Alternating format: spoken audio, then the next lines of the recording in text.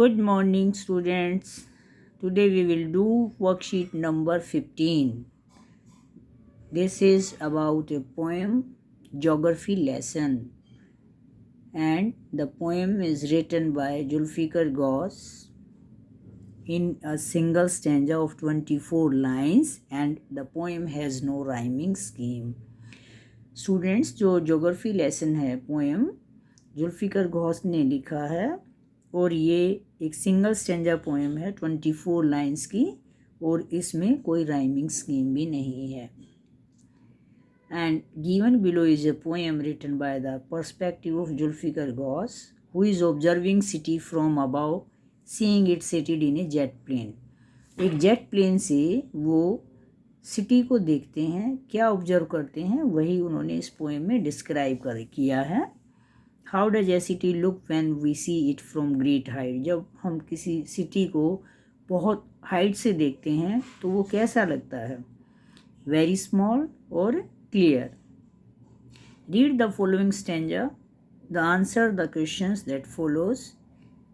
When the jet sprang into the sky, it was clear why the city had developed the way it had, seeing it scaled 6 inches to the mile.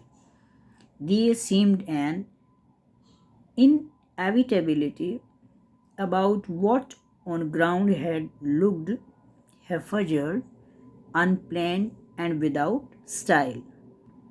When the jet sprang into the sky. So, when the jet sprang into the sky, जब jet ski में sprang into करता है, अपनी उड़ान भरता है, आप कह सकते हैं, तो ये क्लियर था कि why the city had developed the way it had. तो जो सिटीज़ का जो डेवलपमेंट हुआ था, जिस ढंग से उन्होंने सिटीज़ को बनाया था, वो अनप्लान्ड था, कोई प्लानिंग नहीं थी. विदाउट एनी स्टाइल और विदाउट एनी प्रिंसिपल. सिद्धांत, कोई सिद्धांत नहीं है, कोई स्टाइल या प्लानिंग नहीं है, और इट वाज टोटली हैफाजर्डली. हैफाजर्ड वर्ड क्या होता है बच्चों? Without any planning, without any और लैक ऑफ ऑर्डर और इरेगुलरिटी आप यहाँ कह सकते हैं. तो ऐसे बनाया गया था और ये it's seeing it's scaled 6 inches to the mile. वो जेट से क्या देखते हैं कि जो ये अर्थ है has reduced to the scale of 6 inches to a mile, यानी 1 mile is equal to 6 inch. कैसे वो बहुत छोटी दिखने में लगती है, जैसे रिड्यूस हो जाती है, सिकुड़ जाती है, आप कह सकते हैं, बहुत ही स्मॉल दिखाई देती है. क्या बताया गया है इन लाइंस में कि how everything looks from sky. एक तो स्काई से सब चीज़ें कैसी दिखाई देती हैं, क्लियर हैं, छोटी हैं, बड़ी हैं. दूसरा है हाउ सिविलाइजेशन वॉज सेटअप. यहाँ पर जो ये सिटीज़ बसाए गए हैं, सिविलाइजेशन क्या, सभ्यता है, जो मकान बनाए गए हैं वो कैसे बनाए गए थे, उनका सेटअप किस ढंग से किया गया था. अब हम नेक्स्ट लाइन्स पे जाएंगे. When the jet reached 10,000 feet, it was clear why the country had cities where the rivers ran and why the valleys were populated.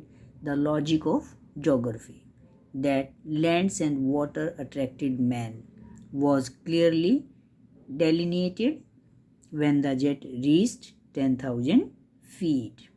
और जब जेट 10,000 फीट की ऊंचाई पर चला जाता है तो ये स्पष्ट हो गया था, क्लियर हो गया था कि जो सिटीज़ हैं वो नदियों के किनारे ही, नदियों के आसपास ही क्यों बनाए गए हैं और वैलीज़ में इतनी पॉपुलेशन क्यों थी.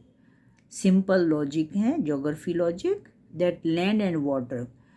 आपने हिस्ट्री पढ़ी होगी और उसमें आपने देखा कि आदि मानव को सबसे पहले किस चीज़ की ज़रूरत थी, लैंड और वाटर की, पानी की ज़रूरत थी. इसलिए वो वहीं पर जाकर बस गए जहाँ पर उनको पानी मिलता था. It has been clearly delineated. Delineated होता है यहाँ पर डिस्क्राइब करना, वर्णन करना.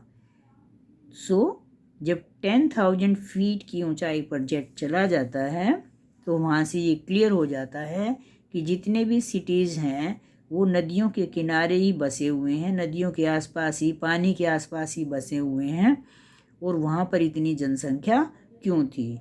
तो सिंपल सा लॉजिक क्या है यहाँ पर, क्योंकि land and water attracted man, man की जो नीड थी वो लैंड एंड वाटर थी, जो कि क्लियरली डेलिनेटेड किया गया है, यहाँ पर डिस्क्राइब किया गया है। सो यहाँ पर मेनली पोइट ने दो बातें ऑब्जर्व की हैं। फर्स्ट यही है कि जब वो ऊंचाई पर जाते हैं तो उन्होंने देखा कि यहाँ पर सभी जो सिटीज़ हैं हैफाजेडली बनाए गए हैं, अनप्लैन्ड हैं, कोई प्लानिंग नहीं है, कोई स्टाइल नहीं है। और सेकंड उन्होंने बताया है कि ये जितने भी सिटीज़ हैं वो पानी के आसपास ही क्यों बनाए गए हैं, वैलीज में ही इतनी पॉपुलेशन क्यों है। आइए अब हम इसके क्वेश्चंस लेते हैं। अभी तक देखते हैं आपको कितना क्लियर हुआ है। So question number 1 is seen from the window of an aeroplane the city appears. Aeroplane की विंडो से जब देखते हैं तो सिटी कैसा दिखता है, as haphazard as on ground, as neat as a map, as developed as necessary. So first one, as haphazard as on ground, जैसा कि ग्राउंड पे दिखता है। haphazardly क्या है, irregularly, जो कि बनाया गया है lack of order और lack of planning. Which word in the stanza means which cannot be avoided? Which can not be avoided, इसका हमने सिमिलर यहाँ पर जो ना सेम मीनिंग वाला फाइंड आउट करना है। टू वर्ड्स में से इनएविटेबल और हैफाजर्ड। तो इनएविटेबल यहाँ पर इसका सिमिलर वर्ड है, इट मीन्स सर्टेन।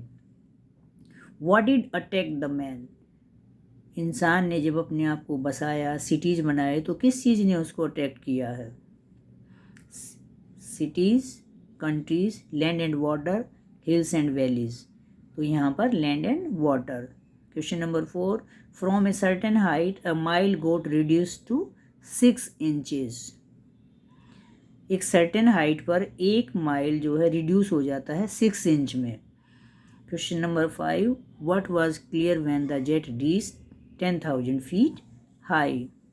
और जब 10,000 फीट पर वो चले जाते हैं, जेट चला जाता है, तो क्या चीज़ क्लियर हो जाती है, जितने भी सिटीज़ हैं why they are located near the rivers, जितने भी शहर हैं वो रिवर्स के आसपास ही क्यों बसे हुए हैं, और वो इतने वैलीज जो है वो इतनी पॉपुलेटेड क्यों है।